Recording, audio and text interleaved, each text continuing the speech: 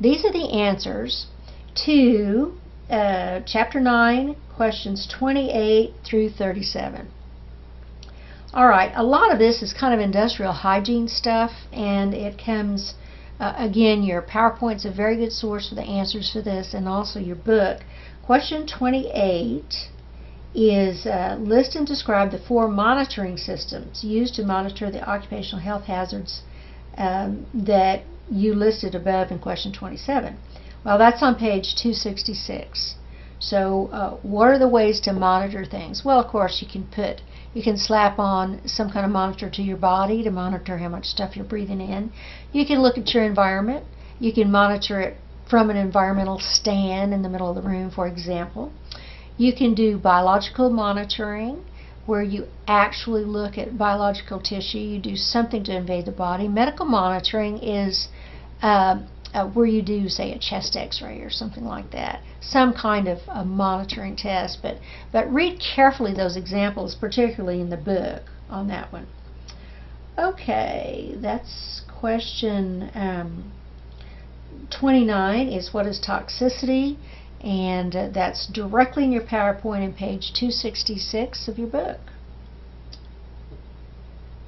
Question 30, acute and chronic. You should know that anyway, but it's on page 267 as well. And then we talk in the next couple of questions, in fact, questions 31 through 37 are really about TLVs and PELs, and you'll learn about that a little bit, hopefully, in OSHA.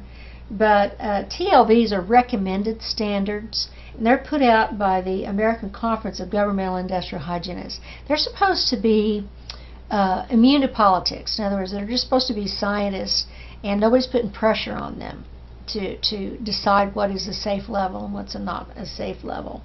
So TLVs are recommendations that are put out every year, but they're not legal. PELs, on the other hand, are legal. That's put out by OSHA. OSHA is responsible to industry, and they are pressured by industry, so they don't always adopt what the scientists say, because industry sometimes says we couldn't possibly afford to have a PEL as low as you want us to.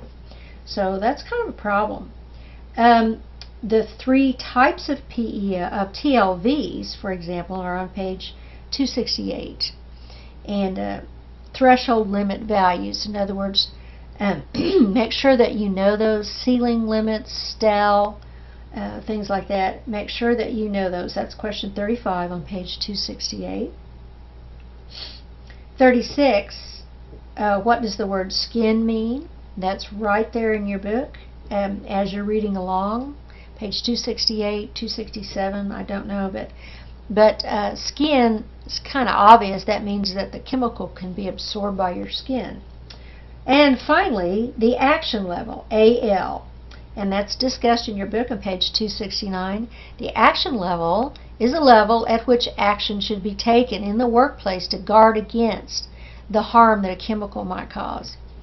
Actually, most of the time, the action level is 50% of the PEL in general. So, example, that if you have a PEL of 30 parts per million of something in the air, when it gets to 15, you better have some kind of way to control it or measure it or limit exposure for people.